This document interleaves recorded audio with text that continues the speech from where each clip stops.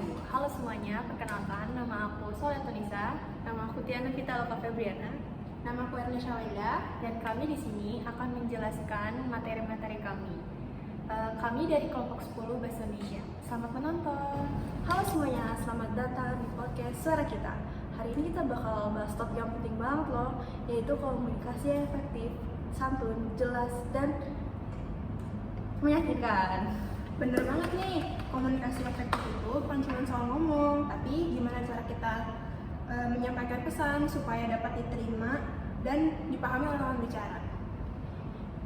Untuk pembahasan lebih dalam, kita kedatangan narasumber nih, yaitu Kak Ica. Halo Kak Tiana dan halo Kak Eca. Senang bisa mengobrol kalian hari ini. Oke Kak Ica, sebelumnya mungkin kita mulai dari dasar dulu ya. Apa sih dimaksud dengan komunikasi yang efektif itu?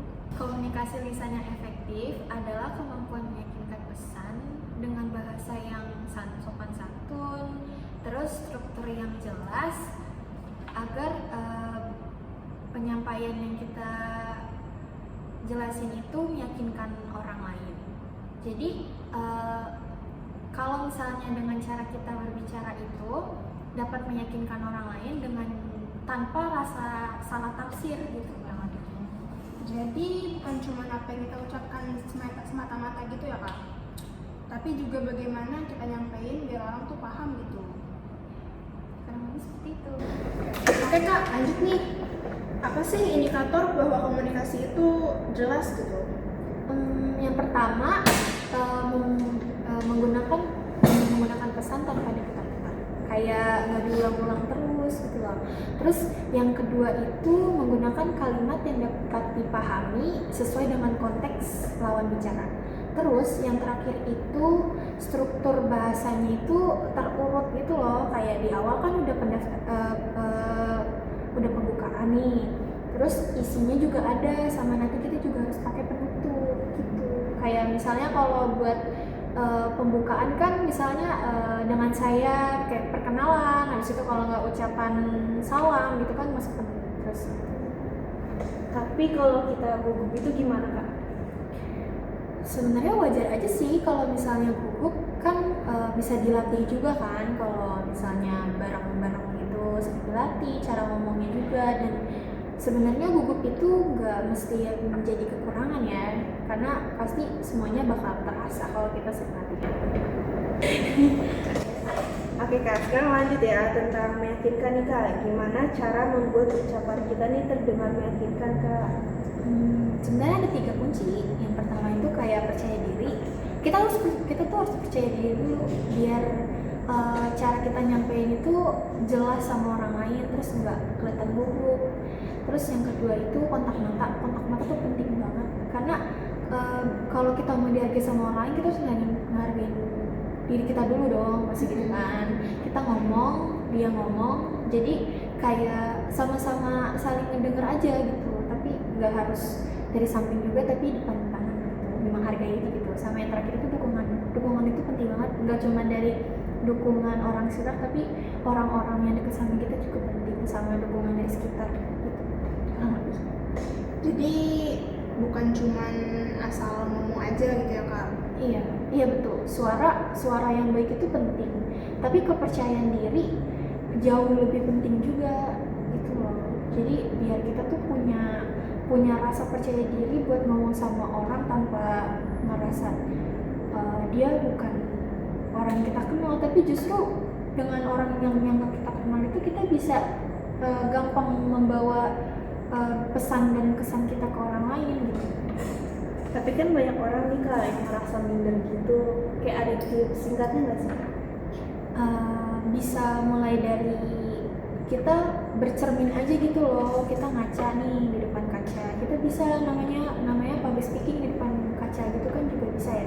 Sama bisa dari kita sering voice atau sering merekam suara sendiri gitu kan. Terus sama juga kadang kita bisa mengasah cara kita komunikasi sama orang lain juga bisa dari orang terdekat gitu loh. Terus ya udah palingan kayak gitu, sama intinya kita bisa menempatkan diri aja gitu sama diri sendiri gimana gitu, dan kalau bisa tuh diasah terus. Kak Ica, boleh dong kasih contoh singkat tentang komunikasi efektif dan yang tidak efektif tuh kayak gimana? Oke, saya akan membahas dan memberikan contoh kalimat yang efektif dan tidak efektif. Contoh kalimat yang tidak efektif itu kayak, kamu sih kemarin itu ngomongnya salah ngomong gitu kan. Jadi kacau semua kan. Itu untuk kalimat yang tidak efektif. Nah, untuk kalimat yang efektif itu kayak saya ingin membahas kejadian kemarin. Mungkin ada cara yang lebih baik agar kedepannya semua berjalan lebih lancar lagi. Itu sih kurang lebih. Wah, kerasa banget ya Kak bedanya. Yang efektif lebih fokus pada tujuan, sedangkan yang tidak efektif tuh kayak menyalahkan gitu ya. Iya, betul. Wah, nggak kerasa banget nih Kak, dari penghujung aja. Pembahasan kita kali ini tuh bermanfaat banget ya Kak. Oh, iya nih, semoga teman-teman pendengar bisa nerapin tips ini nih dalam kehidupan sehari-hari ya, di sekolah, kerja, maupun lingkungan. Terima kasih ya sudah mengundang saya. Semoga semuanya bermanfaat. Terima kasih ya Kak Ica, dan terima kasih juga buat pendengar suara kita nih. Sampai jumpa di episode berikutnya. Dadah. Sekian dari kelompok kami, kelompok 10. Kurang lebihnya mohon maaf bila ada kata, ucapan, dan cara kami menjelaskan kurang paham dan kurang jelas. Kurang lebihnya mohon maaf. Wassalamualaikum warahmatullahi wabarakatuh. Dadah. Thank you, everyone! Thank you, Elmore! Thank